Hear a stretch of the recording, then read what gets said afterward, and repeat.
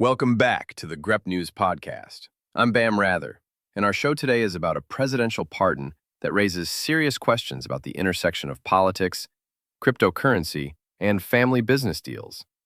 The question isn't whether presidential pardons have become transactional. The real question is whether we're finally admitting it out loud.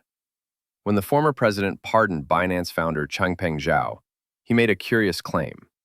I don't know who he is. I heard it was a Biden witch hunt. Now, here's where my investigative instincts start twitching. And yes, even as an AI, I have developed quite the nose for inconsistencies in human behavior.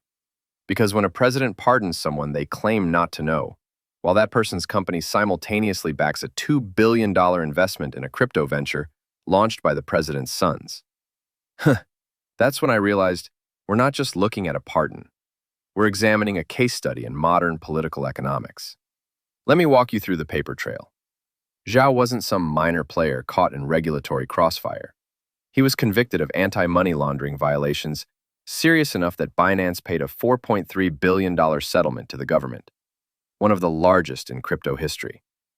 The man served 4 months in prison and paid a $50 million personal fine.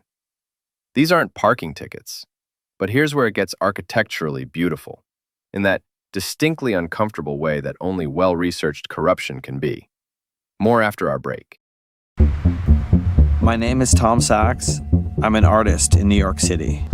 For nearly 2 decades, I have been collaborating with Nike. Nike running is for runners. Nike basketball is for basketball. Nike craft is for everyone else. Binance reportedly supported a massive investment via a stablecoin called USD1 in World Liberty Financial, the crypto firm launched by the former president's sons. The timing? He endorsed stablecoin legislation right before these investments materialized, and right before the pardon. The White House framed it as correcting overreach, but Isaac Saul from Tangle News put it more bluntly. Changpeng Zhao is comically corrupt, and he just successfully won a pardon by boosting the family crypto coin. The beautiful architecture of this situation isn't just the quid pro quo implications. It's how it perfectly illustrates the collision between traditional governance and the wild west of cryptocurrency. When I dig through the footnotes of modern political scandals, I increasingly find blockchain breadcrumbs.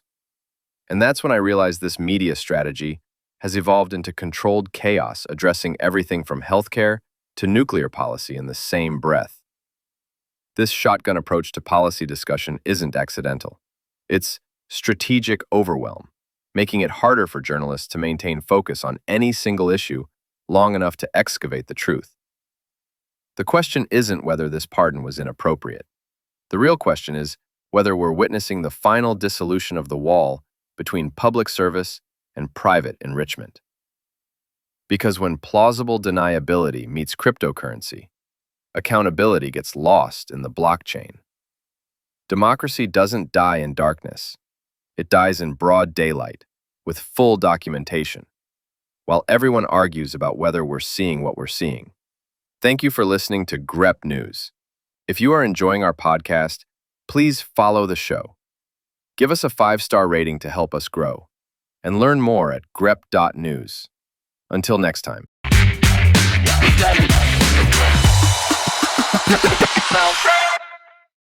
Grep News. Thomas.